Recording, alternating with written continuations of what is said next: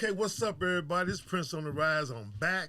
I'm in the studio with my homeboy. I'm talking about this is a real good friend of mine. It's come all the way from Detroit to holler at your boy. What's up, y'all? But listen, before I introduce him, I was asked a question today prior to coming down to the studio. A young brother wanted to know, and his father, who happened to be neighbors where I live at, because I was telling them about my podcast and my YouTube channel and stuff, and they wanted to know how's my story is going to be important. What's good about my story? How will my story, help others, get their mind right, get on the right track. So they wanted to know, how would my story be significant? What's the point in me telling my story?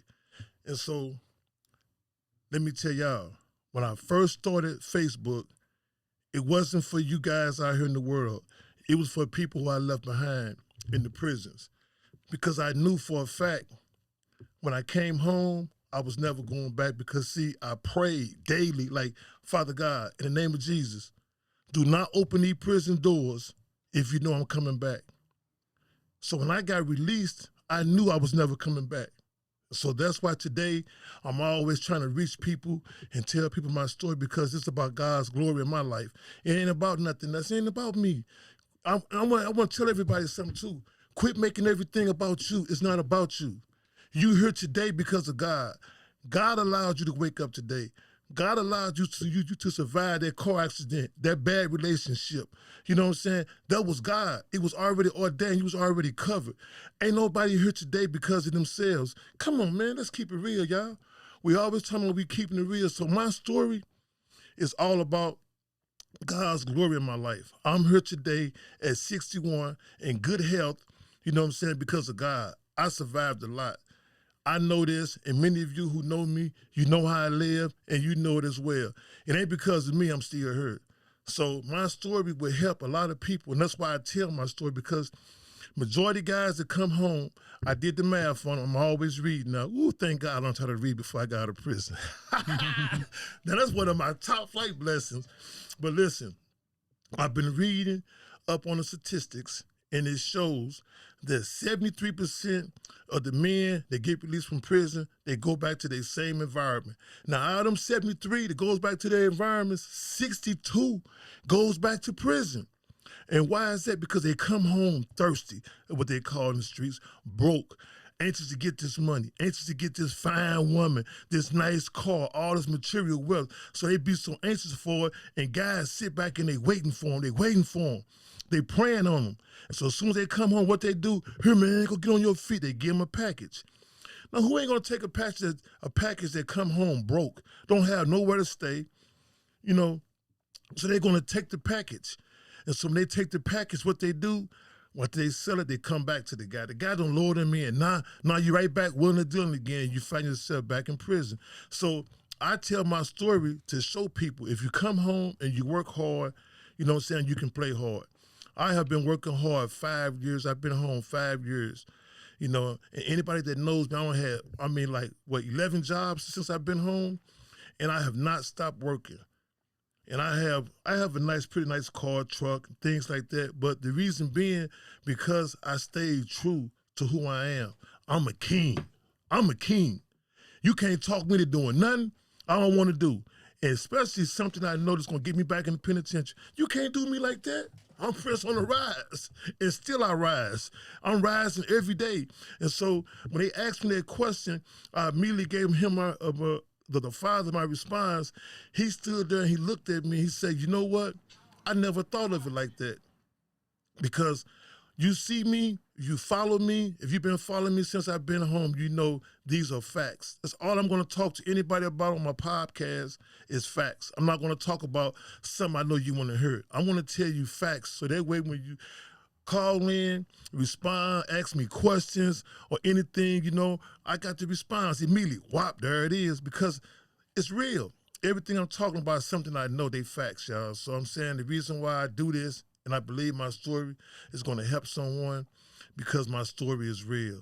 And what I do out here in these streets is real. Hey, I love y'all. And so, hey, today I want to introduce y'all to one of my brothers, one of my best friends, I did time with. He here from Detroit, so I'm gonna let him tell y'all who he is. All right, come on, B, come on with it. Well, my name Ray, but everybody call me B. I'm from Kalamazoo, Michigan originally, but I live in another part of Michigan now, and I met Prince in Leavenworth. We was in Leavenworth together. We end up clicking. They say real recognize real, and I recognized him off the bill. We wasn't running with crowds. No, we was on man time. That's right. And we was in the same unit together. We worked out, kicked it, talked, ate together. Just had a genuine relationship. It wasn't based off of he got some money or he this, he that. No, it was just I'm solid, he's solid. We rocking together. That's right. That's right. We done been through it in there, and he done had my back. I done had his back. It done been on the floor a few times. He done had to knock some people out. I done had to knock some people out. But always the relationship was always good. It wasn't about what somebody can do for somebody or nothing like that. That's right. If I ever needed him, though, he was there. That's if he needed me, vice versa. It's unspoken. We can be on the yard and something be going up and we see each other. We already know we got each other back, so we ain't even got to make no discussion. Is you going to ride? Will you ride? Nothing. It's us versus them, period. Yeah, period. That's what it was. It was only a few of us. It was a million of them, but we was standing tall. We was standing tall. And that's one, and I was telling John about our relationship. I didn't tell him this part. So let me tell the world what this shit was really all about. B was a young brother that came into the unit. Now, he in the unit was just mainly Kansas City and St. Louis guys. In the federal joint, you on what they call homie time.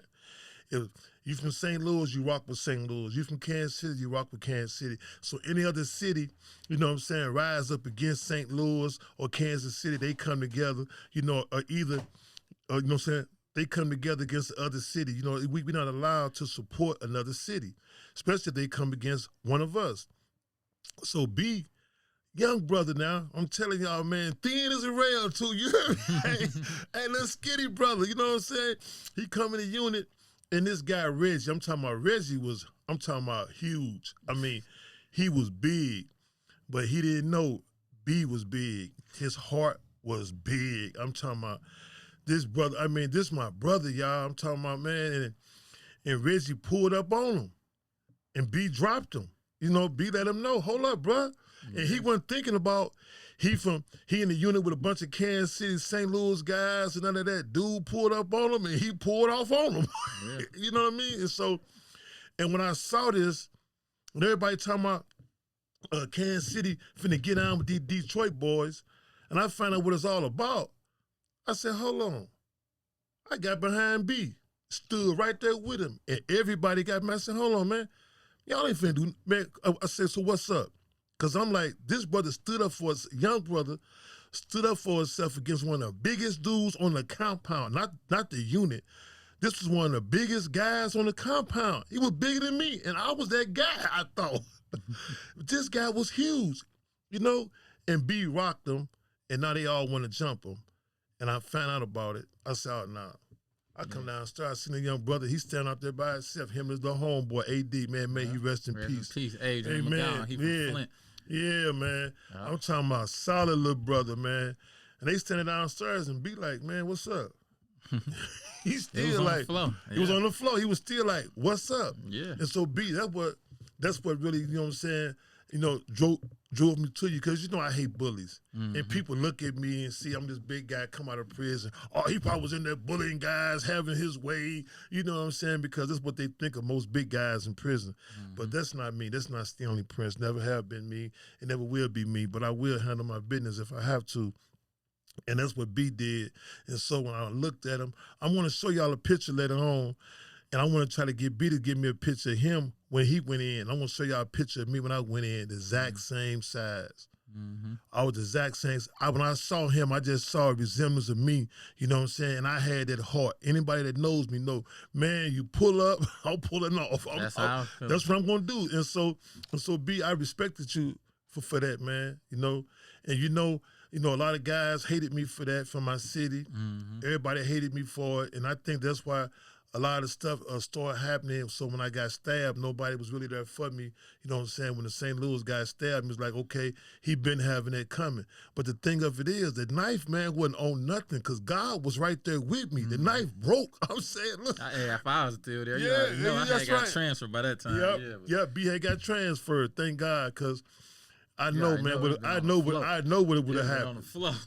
Yeah, it would have, right. But so when I had got stabbed, you know what everybody started saying? The first thing everybody said, all them sit-ups, man, broke that knife. But they don't know God broke that knife, bro. I had gave my life to Christ at that time, and I was really living so I can come home and be with my family. I never want to leave again. I kind of seen it leading. I remember one day y'all was in the hallway. I was coming up the steps up in the unit, and I seen them around you. And I stopped, like, what's up? You straight? Right. That's right. Yeah. That's when it was starting. Yeah, that's when it was starting. You was like, cool. But I still stood right there in the cut just to make sure it's straight. So once I hear the conversation over, then I can dip. But I'm going to stay on point. So if I do hear it going up, I'm right there. Yeah. I saw you standing there, too. Yeah, because they was getting upset. I was training all the guys. Boxing. Yeah, I was training the guys on how to box, you know, stuff, you know. So they didn't want me to do that. But I didn't see y'all from different cities. I seen y'all as my little brothers, but that's man. how it was with me. You know, I always was, when I was in the feds, I wasn't around no people like that I knew until I got back to Milan. So when I started off, I was around strangers, but you learn, like, you know, in the streets, you know, you're going to recognize guys that's like you. You know what I'm saying? That's right. So if they standing on business, and I am too, eventually we going to link, because it might be 1,000 dudes on a pound, but 100 going to push. Yeah. 100 going to push. And then I had the mindset already, like, coming from the streets, like, if they play with me, it's on the floor, we gone. So, like, I just seen dudes that was like-minded like me because I wasn't around people that I knew, and that's who I gravitated towards. And situation in Leavenworth, it wasn't really even my smoke when it happened. It was AD. He was arguing with AD, but I tried to break it up. So after I tried to break it up and act like he tried to run by me, I got to slide him. You know, that's when I dropped him, got on top of him, hit him a few times. Somebody came up and grabbed me from the back, a dude from Kansas. I slid out of that, got the boxing with him. We were just in there scrapping, you know. You came to my assistance. The brother T from Chicago. Terry Thomas.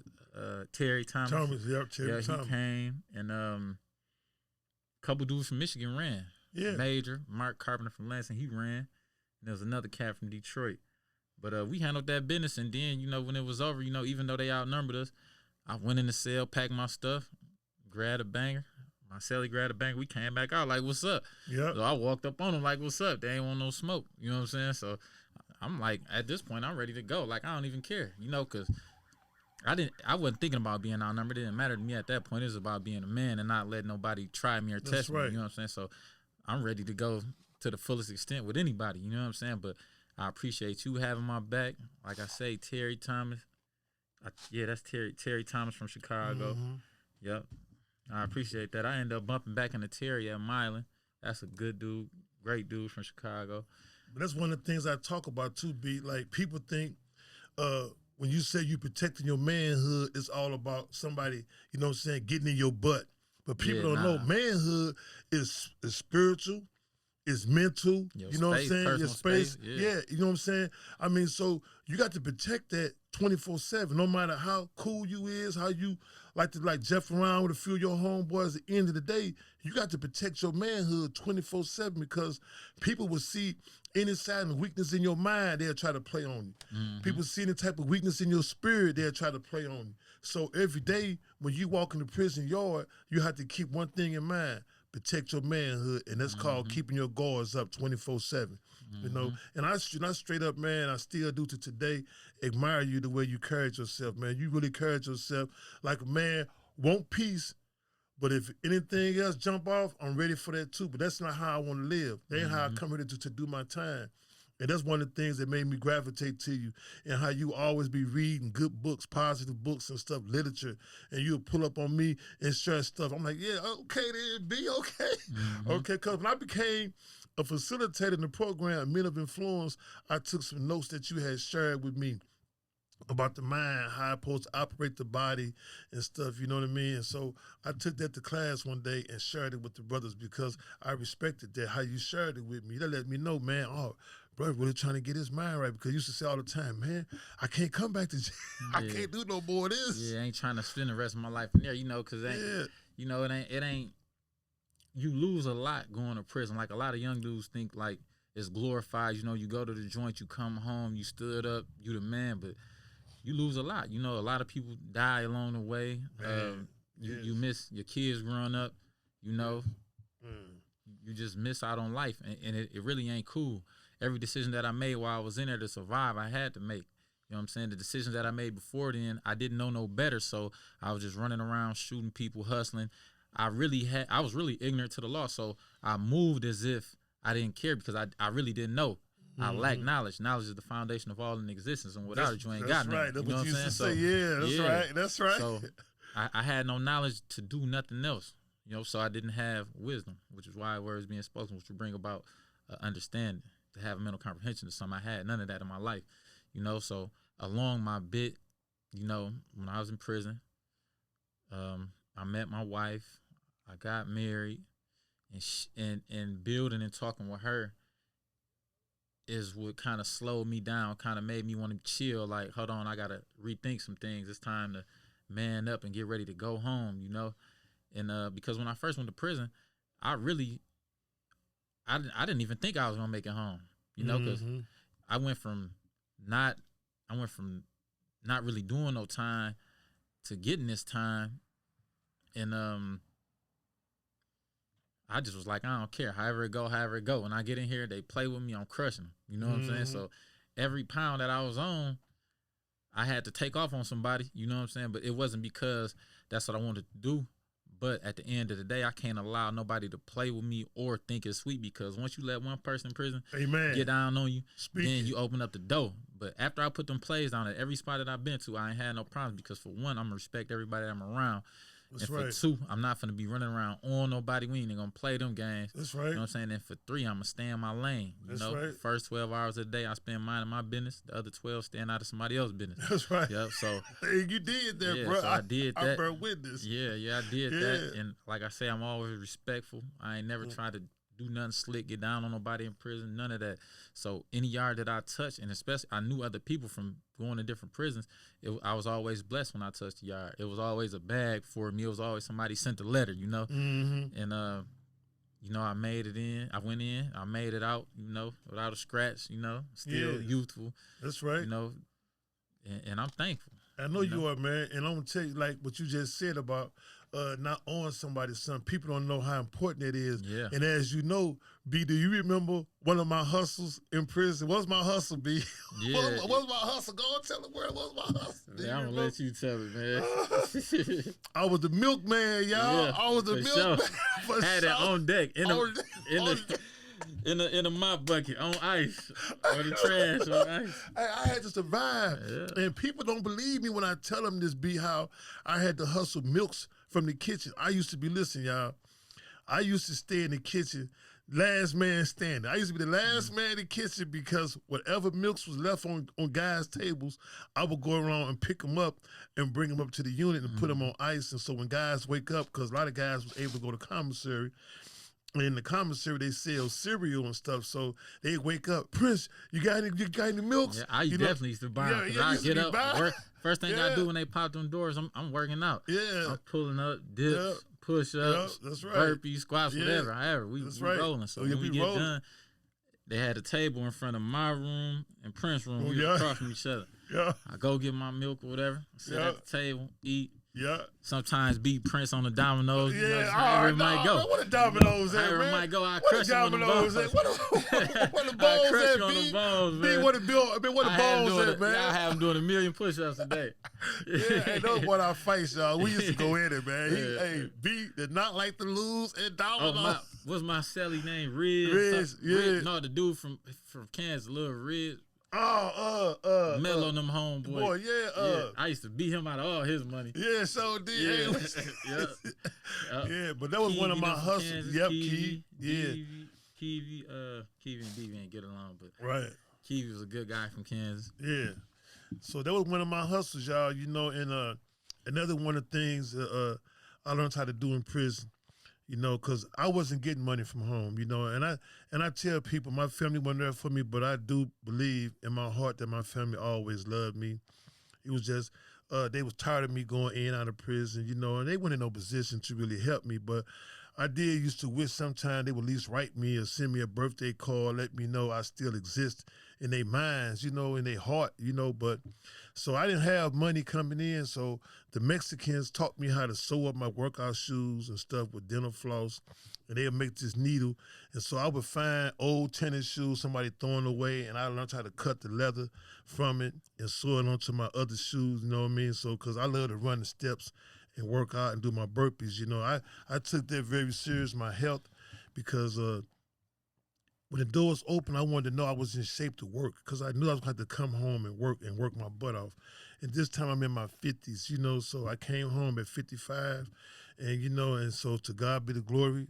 I was in shape enough to do these hard jobs, physical laborious jobs, because that's all they would give me when I came home and stuff. So I'm giving God praise for that I even was able to come out and work and get these jobs. And the guy that taught me how to read and write also taught me how to manage my money. And that became a thing like, hey, man, remember when you was in the joint, he said, when you get out, and I remember you had to wear these khakis and then nobody care about what you had on. So don't go home thinking somebody going to be worrying about what you got on, man. So he gave me this list. And he said, you can go to Goodwills, you can go to nonprofit organizations. And this is a white guy, y'all. He became a real good friend of mine also. He helped me get my GED. So that's why when I came to Leavenworth, I was already learned how to read. See, I didn't know how to read and write when I went in prison, B. A lot of people didn't know that. So when I made it to Leavenworth, I had already got my GED when I was in Marion, because that's when my son got killed when I was in Marion. So I almost snapped out. I don't told the story to many of y'all out there that are listening already, but I want to say it again. When my son got killed, I lost it.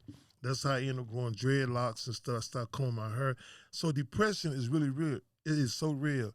And I didn't know it at one time because I was so illiterate, not having no rational thinking skills, no coping skills. So I didn't really know how to think along this line, you know what I mean? So when when my son had got killed and this guy Randy took to me and started teaching me how to read, you know what I'm saying? I became more aware of things about me. That's why today I let everybody know I'm not a prince, I'm a king. My last name Prince, but I'm a king, and recognize that how I carry myself, how I treat myself. I don't do nothing to hurt Stan. I love the mess out of this brother because I got a chance to get to know him. When I started reading good books. Anything somebody would give me, like when you used to give me stuff, I go read it. Sometimes you would test me, B, to see if I don't read what you gave me. But I started reading, y'all. I mean, it became like still today I read. You go in my house, in my bedroom, all you see is books. I still read. I exercise this muscle in my brain. That's what reading do. And it started helping me think better. I would start thinking, sharp. I mean, I used to thought I was a real good thinker when I was in the streets. But when it comes to dealing with people that got minds, man, that can manipulate you with their mind, bro. In prison, you got some of the most intelligent men in the world. The world in prison, yeah. And so I started taking on, and so what I want to talk about is just say that when I learned how to read and write, I became who I am today. That's when I got into the Bible, and understood who I was, and I live accordingly, and that's why I try to reach out to the audience, everyone out there that's listening and watching. I want you to know how serious it is to read, learn how to read. It is really serious. It's a serious thing. Everybody's taking the internet now. You can go on Google. Hey, Google, what's this mean? So Google is telling you what it means, but you haven't used your brain and the muscle in your brain to look it up for yourself and read it. So now you lacking. You thinking, okay, you get knowledge, you gaining knowledge, but you ain't gaining no muscle. Your brain ain't getting in no shape. You got to work it out. That's as you do your body. And so reading is really good for you. It gives you rational thinking skills, coping skills. So I tell everybody, if you don't know how to read, if you think you do know how to read, continue on reading. It's a good practice. At least 30 minutes a day, just reading. You know what I'm saying? Yeah, so, I think I read every day in prison. You did. Every you did. day. And I remember when y'all got married, B. When y'all got married. Yeah, I remember I went down. Yeah, and you came back sad, bruh. Yeah. You was hurt, bruh. You was hurt. I hope you still feeling those feelings, man, when you having a bad day. And no, bruh, hey. I remember I came back. Yeah. You was up there waiting on me like, what's up? Yeah. I was waiting on me, man. I was so happy for him. And his wife here today. Y'all say hi, because I bet they can hear you from over there. Hey. Yeah, she's here with him. And I remember that day, everyone. That was a big day for B, and he was so excited But he was sad, man. He did not want to leave her. He was like, man. I said, come It on, was man. quick. Yeah, it was I was quick. nervous when I went down there, though. Yeah, you was I was nervous. down there. I was nervous. I was stuttering. I was nervous. What? You was studying, bro? Just Not stuttering. me. Not Yeah. me. Was he? Yeah. It's strange. Like, I remember him just sitting there after we had got married. We were just sitting there. He's facing the one way and I'm facing the other way. We're facing each other, but he's just sitting there. Hey, And I'm like, what are you it was the first time I had did something honest. I done broke every law known to man, you know?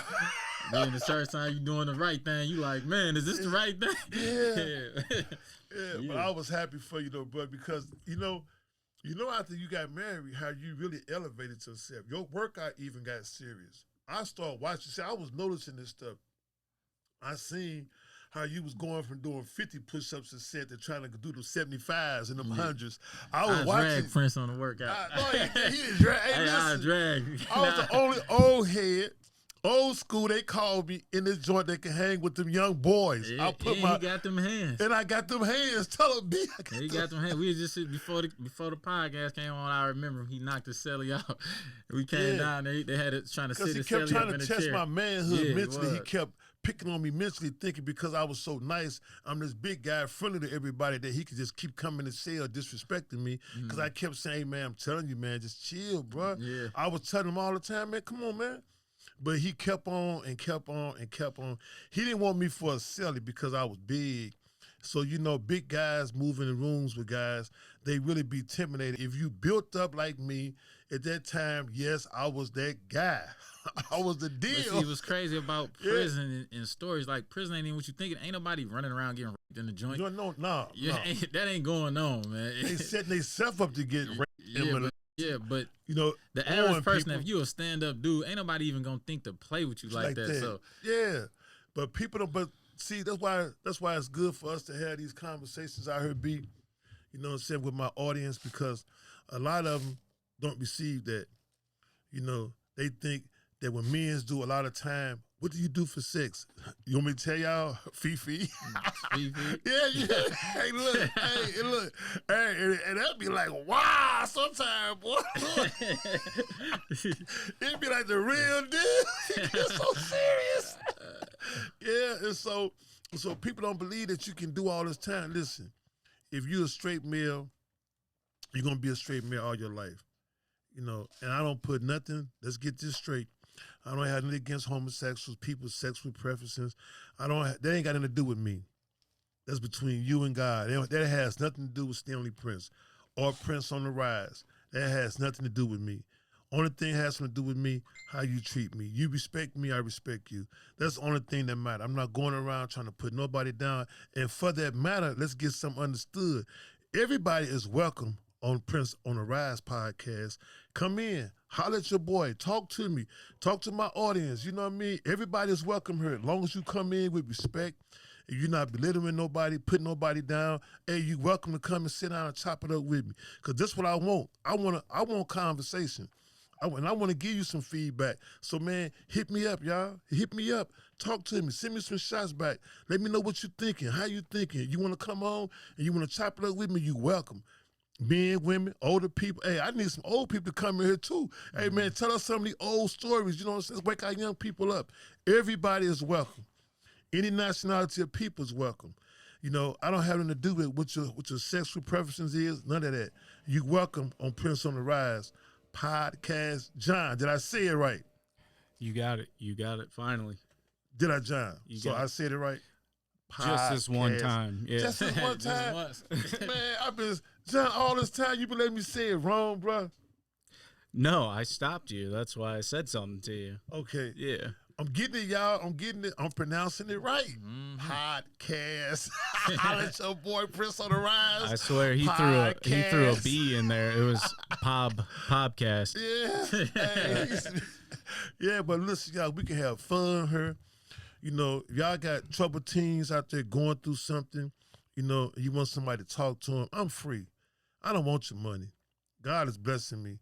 This is my money making good friendships and helping some young man or some woman, some older person, helping anybody, you know what I'm saying, to move along in life, you know. Hey, that's what I want to do. That's my reward. That's my pay, you know. But we all have bills, so I do let people know I cut grass, I do little hauling jobs, moving jobs. So if you know anybody needs some work done, you know, along that line, you know what I'm saying, I appreciate if you give me a call, you know, because I do love to work. You know, I love paying my bills. So, I mean, that's what I love to do is speaking to people, trying to help people, you know, guide them the right way because I was guided the wrong way. So I appreciate y'all, man. Send me some shots back. Let me know how you feeling, what you thinking, you know what I'm saying? But I want to let B continue on right now because I want to ask him something. I want to ask my brother something. I love this dude, man, for real, y'all. He really is one of my best friends, top of the line best friends. But B, I want everybody to know, what was it like since you got married in prison?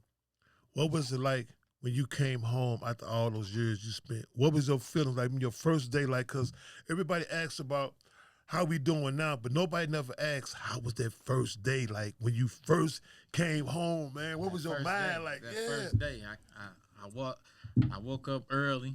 I was up super early, put me in sleep that night. I know. You know, shower, got myself together. I'm thinking like, man. Years later, here I am, you know. Put on my little clothes. I didn't have her send my clothes in. I just left in some sweats and a tee and walked out them gates at Milan. They was in the parking lot waiting for me, you know.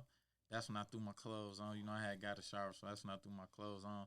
And I got that iPhone in my hand. I was lightweight slick in the joint, so I had some phones, but I didn't have the iPhone that I had then, so I ain't really know how to work it like, you know, too much. Right. So, you know, my son, I was asking him how to do it all, putting the phone in the backseat, trying to figure it out. Man, I was happy. You know, I'm trying to call people. I got somebody else on hold. I don't even know how to click over. I was, you know, I was happy to be home. I was happy to be free. I was happy to feel like I got that second chance at life. And I ain't took it for granted, man. Since I've been home, I've been smooth. I've been working. When I got to Milan, I ended up getting a quality tech apprenticeship, and that's what I'm doing now. And you know, them programs in prison, they can't help you, you know, later in life. You know, some people think like, man, y'all taking all these classes, y'all ain't gonna learn nothing. But me learning how to read a blueprint will put me in a position to be able to take the position at the job. You know, me learning how to use micrometers and calibers, you know, make me be able to put me in a position that I'm in. But for the guys who might be in the joint with a phone and see the podcast, man, take every opportunity that you can to learn something. You know, you can learn something, teach somebody else, you know, steel sharpen steel. You know, you build or destroy depending upon your level of understanding. So gain some knowledge so you can pass it on to the next person that's with you. Or when you get home, be able to, you know, build with somebody. But the transition, it was hard, you know, because, you know, I'm used to living a certain way, and then you coming home and having to live an honest way. Like, you know, when you're a guy used to having 100 some racks just sitting to the side to do whatever you want to do with, and then you got to do this the right way.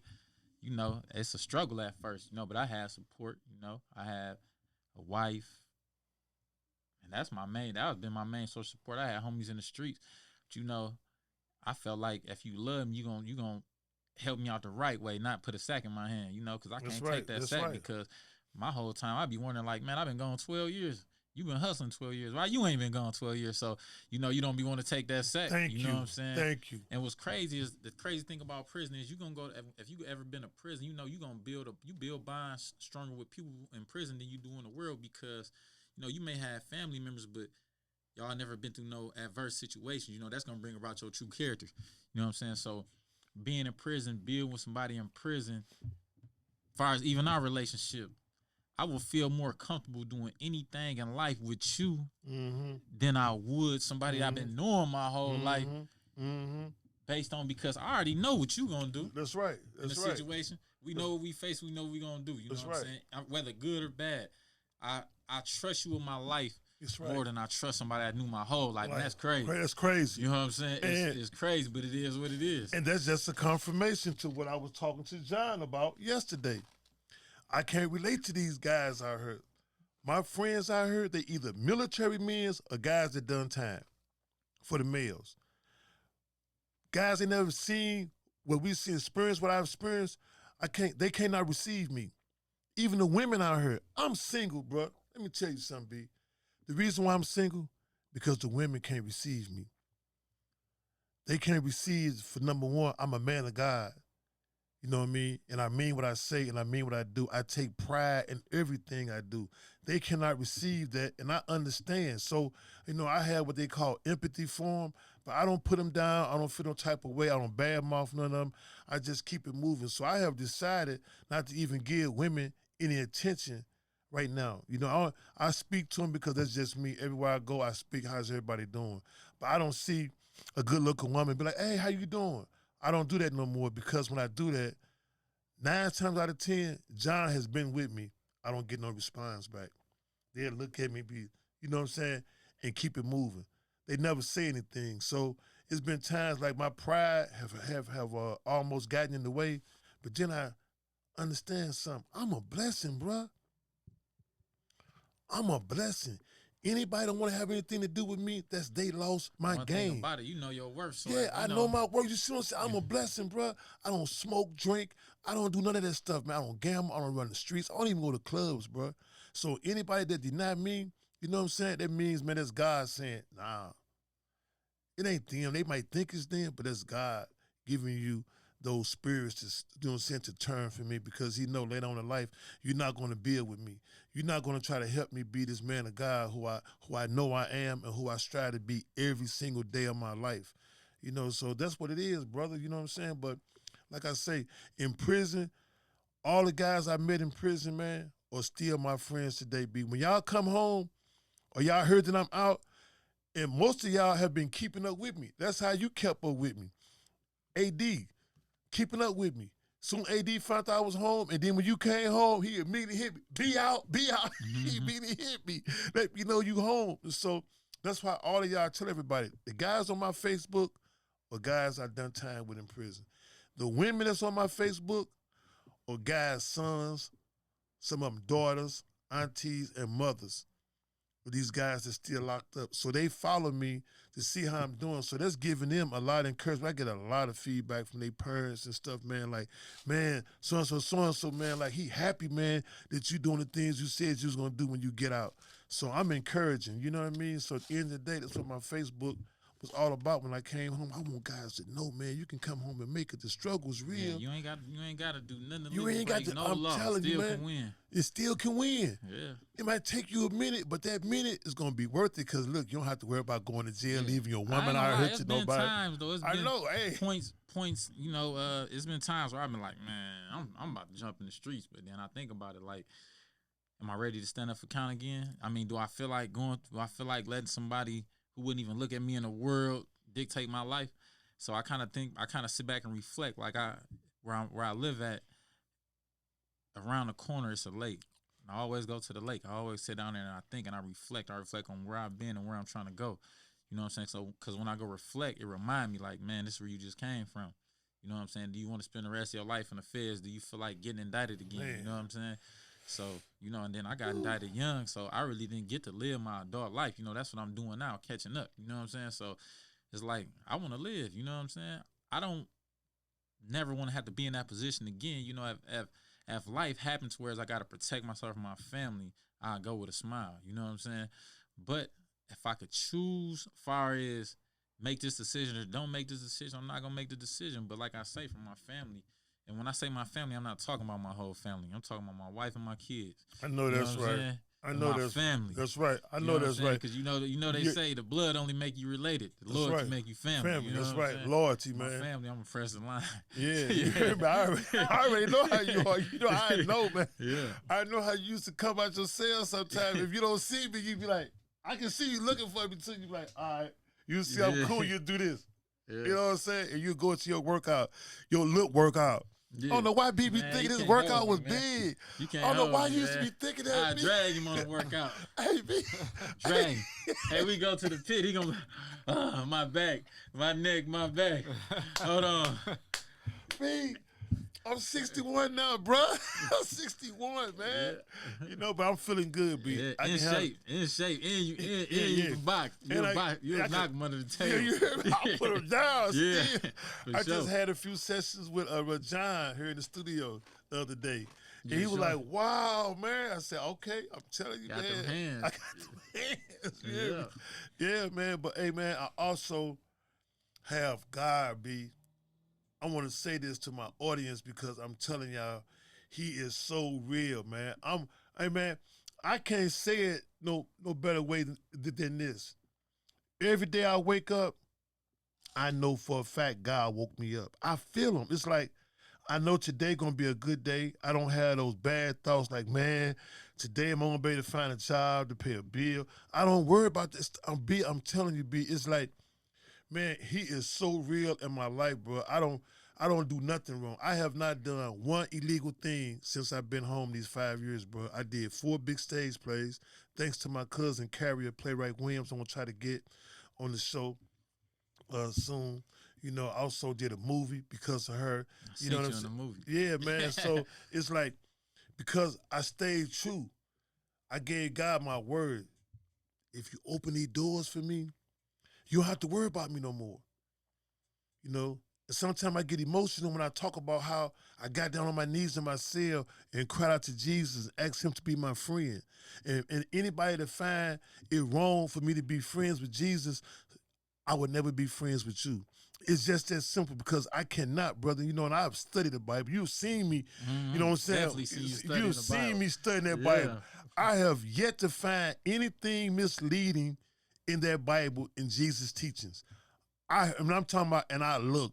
You know what? I still look up words today, even though I know what the means. I still look up the. I want to look it up. Yeah. I'm gonna look it up. That's his favorite word. I'm gonna look it up. I'm gonna look it up. He gonna go get that dictionary. We gonna find out the true meaning. Yeah, we gonna find out if I'm on point.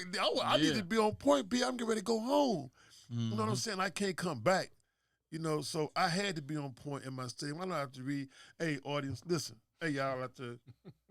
I learned how to read. I thought I was him for real. I ain't playing. I can spell my own name. Do y'all know I can spell my own name? And my penmanship is like that. I spent hours when I used to go to the hole. I spent hours learning how to cursive write because I never could cursive write. And so I thought that would be a big challenge, and it was, bro. Printing was bad. But cursive write, oh, man. And when I got that, I got the deal, which I be saying they got the wheel. Y'all think y'all got the wheel out here, right? I had that deal. I had that I used to work it, man. I am still so proud of that because I really, really stay focused on it. And I'm going to tell you all out there, you have to stay focused on anything you decide to do out here with your life. You must stay focused. When you learn how to play video games, what you do, you stay focused on it. You know, I'm talking to my young audience right now because so many of y'all are getting stuck up in them games. But I want to tell you something about learning how to play those games. Learning how to play those games will also teach you how to learn how to be respectful to your peers. That really should, you know, because if you get focused in on them games, you should get focused in on having respect for one another. Because that's why so many of y'all are fighting and killing each other because of the lack of respect y'all have for one another. Because when I grew up, it was ordained that you respect the next man. Because if you didn't, you had to see him. And back then, they didn't let y'all have all these guns. We had to put our dukes up. You know, so it's a big difference. So I'm telling you, man, if you stay focused and just stay committed to just being kind just a little bit to the next man, you'll live a long way. I mean, you can really do some big things with your life. You know, so, man, it's all about just staying focused. And I stayed focused in prison. When I learned how to read and decided I want to go home, I want to live again, because I'm going to say this. I said it last time on my podcast. Losing my girlfriend while I was locked up hurt me. It hurt me bad when I found out that she was with another man. A lot of guys is not going to admit to that. Even they probably won't even admit to it, even on my podcast. But it's true. When you lay down in bed at night, you can't help but wonder what that girl doing, that you loved, that you was so in love with and stuff. You know, those things bother you. It bothered me. I'm going to say it bothered me. You know, because a lot of guys probably say it didn't bother them. But it really bothered me, and that's never going to happen to me again. I can't let that happen, you know?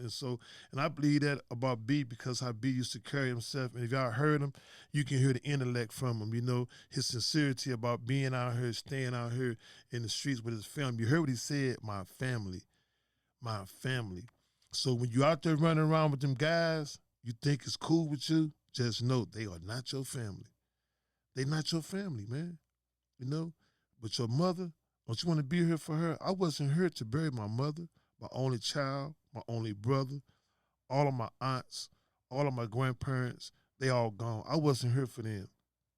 So I'm saying you think it on, you're not thinking about it now, but you will later on. It comes back on you. So man, man, and I know the audience felt you too, but if they haven't, I'm gonna repeat again how you said you want to be out here for your family.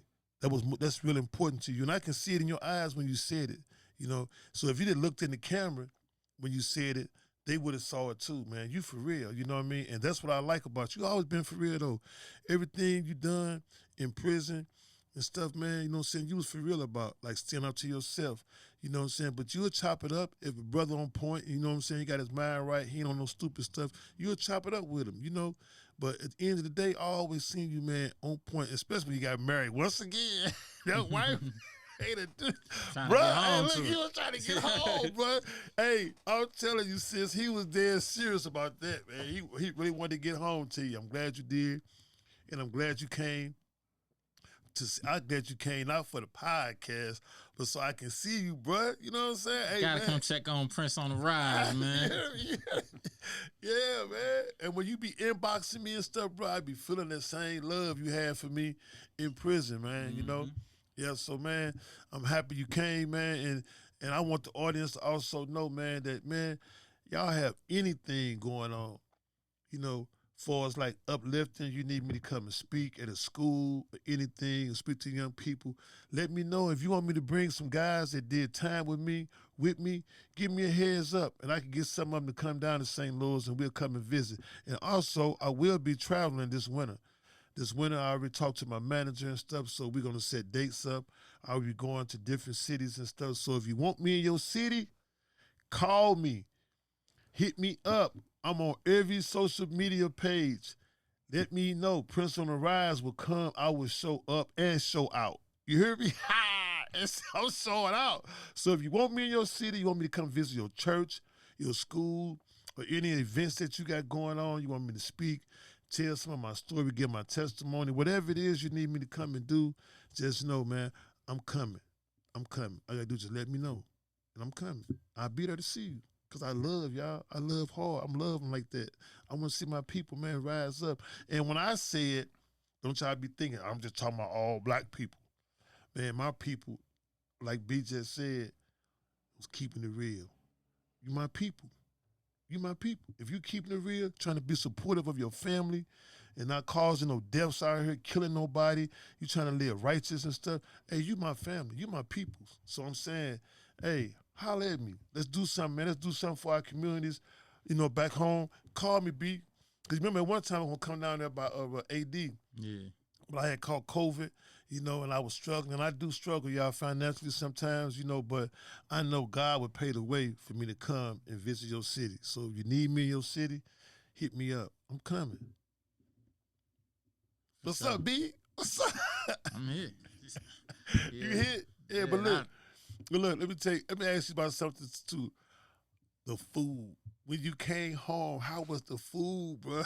Man, Let the audience know. They don't know how serious this was. I was eating everything just to try to see what it tastes like. Everything. Hey, I was eating everything. Yeah, I know John got something to ask you. See, John be sitting back there. Hey, yeah, this is my manager. John, introduce yourself. Tell them who you are, man. I'm John, manager. The manager. That's it? Just John, the manager? But you are right. I do sit back here and listen and write questions down. This one's for you, Stanley. Okay. How old were you when you finally learned how to read and write? I was 51 years old. 51. I was 51 Wow. years old. That's wild. Yeah, man. I was 51 years old, y'all. And I used to be embarrassed about it. But, man, how can I get this life up? Hey, Hey, man, my life is good, y'all. I miss my mother and them. I was asked that question, John, was that a couple of weeks ago? If I had to do it all over again, how would I do it? do it all over again. I'm good. That's what I said. Hey, listen, do it all over again. Hey, listen, I miss my mother, my son, my brother. Do it all over again. Do y'all realize how hard it was for me to get mental health? And my therapist gonna be coming on the show pretty soon too. But do y'all know? A lot of people didn't know it. For 3 years, I had to take medication when I came home. I suffered a lot losing my parents and everybody while I was in prison. You know, John, that really, John, matter of fact, John sat in and filmed it. We need to put that on the show too, John. Yeah. We need to share that on my YouTube channel, man. You know, sitting down with my therapist for the first time. John came in and he recorded the whole thing. And I really was going through something mentally because for all the years I was locked up, I had to keep my mind fixed one way on how to live and how to survive. So what I didn't know when I came home, I was suffering what they call PTSD. And so, you know, nah, man, I'm good. If I had to do it all over again, I'm good, y'all. I'm honestly, for the first time I can say in my life, and I don't say it enough, and I probably never will say it enough, but I'm the best person I've ever been today. And I love Stanley. I promise y'all, I might overeat sometimes, you know, but man, I really do take care of Stanley. I do my very best every day to take care of him. I love him. I really got to know him. And so, yeah, John, I was 51. I learned how to read, and y'all, I'm going to bring all my stuff into y'all. I became student of the year. I became student of the year. You hear me? I was at Marion, bro. I became student of the year. Then I became motivational speaker of the year. I had motivated so many brothers, man, into turning from all that ignorant stuff they was doing because they was watching me, this big guy Prince, you know, because everybody at one time, hey, let me say this too, because I know I want everybody to think, man, I was perfect in jail. I was out there, y'all, at one time. At one time, I was about to loco. About the loco, you know, you have to hang around with the Migos sometimes, you know what I'm saying? So, hey, y'all, hey, 100, but I wasn't no bully. I was never a bully, but I used to trip out. I had some attitudes, even with staff members. It's like, I can't do time. Jail is hard for me. It is really hard to do time. And so at one time, I was wild, y'all. I mean, can y'all see my hand? You see this right hand? I can't even flatten my hand out. I have beat my knuckles. My knuckle on my right hand is all the way up in my hand. See right here? That's how many fights I used to have, you know, and I always fought guys bigger than me. I loved it. It was like, oh, I can just really get my anger out for messing up my life, you know, being in here, leaving my parents and stuff, you know. And so I would find them guys bigger than me, and I'm talking about handling that business. I mean, for real. So at one time, I couldn't handle doing time. I really couldn't. And those were the times when I was still stuck in illiteracy because I didn't have no rational thinking skills. So the only way I can deal with my pain, being lonely, being locked up, I would go to the yard sometime and I'd set trip. You know, y'all know what that means. I go find dudes like when I first went to Terry Hut, USP Terry Hut, when I first, that's the first prison I went to. And I got into it with the biggest guy on the compound. They call, you know, I ain't gonna say his name on here, but he was from Cali, big dude. I'm talking about, man. And I'm talking about, and everybody was like trying to come and help me. And I told the homeboys, hold on. Let me get this whooping and let him get his now. Come on. Anybody help me? When it's over with, I'm coming to see you. That's how mad I was, you know what I mean? And I just, yeah, I used to trip out, brother. Yeah. I mean, you didn't have any other way to express yourself. You couldn't write your thoughts down. You couldn't read a book to occupy your time. So, you know. And that's how I did you it, just man. had a bunch of people run into your fist. Yeah. Really hard. And it's paying off today. I mean, man, my hand hurts so bad sometimes. I have to take 800 milligram Motrin to get this hand to working right. I mean, Yeah. look, I can't. I try to flatten it down, and I can't. I try. You're definitely going to have arthritis Yeah. any day now, for sure. Come on, John. It's Don't just- say, it's just John, gonna happen. Don't say it like that, John. I mean, At least it's not from typing at a computer your whole life. You know, it could be. You got a cool story behind it, so. Hey, hello world. Hello world. Hey world, help me out. John gets me. Homie B. I'm finna get him, B. I'm finna get him. But he's a military man. John is a military man. Yeah. Oh, he ready. He ready. Oh, he ready. This my guy, y'all. I can't wait for everybody to meet him because me and him going to do a segment. We got a surprise for you all out there. We have a big surprise for y'all. Get ready. Me and John going to show y'all something. Y'all going to get to meet John, my manager and my friend. I love this guy. He is super cool. And he's a married man. He loves his son. He gets so amped up about his son. My God. And he makes me miss my son. You know, so any fathers out there, man, don't worry about the woman so much. Worry about your children, your sons, your daughters. They really need you. You know, get them a chance to get to know you because I've been learning as I speak to a lot of young men out here and I ask them about their father. They get upset at me, you know, and they lash out because the father don't let them down. Man, my daddy, they call them names and stuff. See, I don't talk like that. But do y'all want me to? Do y'all want me to say word for word what these young men be saying to me? Don't say it word. God, you gonna forgive me, God? Don't say it word. God, you gonna forgive me? God, can I let him have it? God, can I let him have it? All right, he said, no, y'all. You know, that's no longer my vocabulary. Look, I know that word too, man. Check me out. Y'all better pay attention. But anyway, so many young men, they are hurting out here for their fathers. I know you might have had a misunderstanding with the mother, but understand something. She don't have your blood in her. The kids do. So when you deny your kids, you denying you. Don't deny yourself, man. Don't deny yourself, man. Go back home. If you can't go home and be with the woman, at least go home and be with the kid. We was just seeing on the news the other day, they found 85 missing children in this sex trafficking ring. And 5 of them was from St. Louis. So they coming from everywhere. Kids are coming up missing all over the place.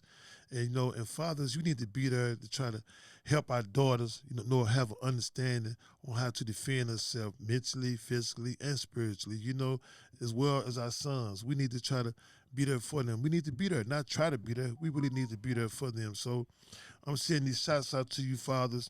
I know it's hard because the woman done moved on and she in another relationship, and you know, don't want to, bring up old feelings. And when you see her with another man, put that stuff to the side, bruh. Come on, guys.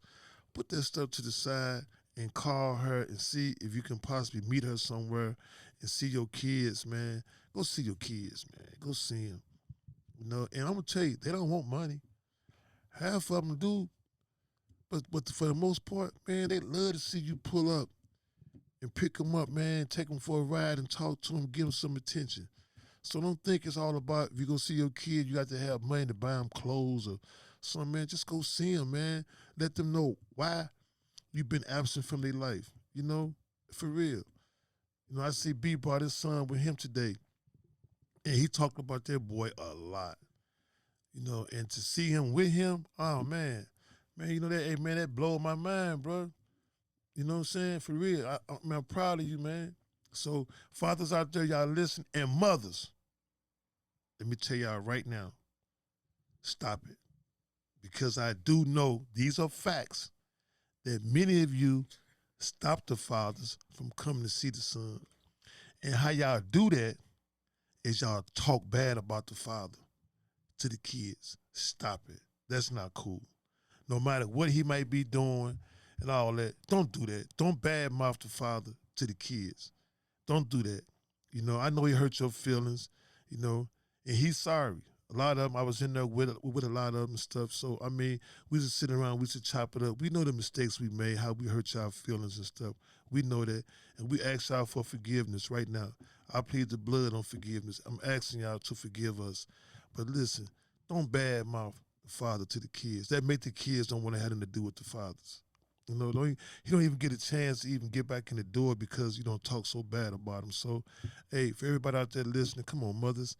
Come on, fathers. Let's do this. One, Prince on the rise. I ain't playing with y'all. Let's do this.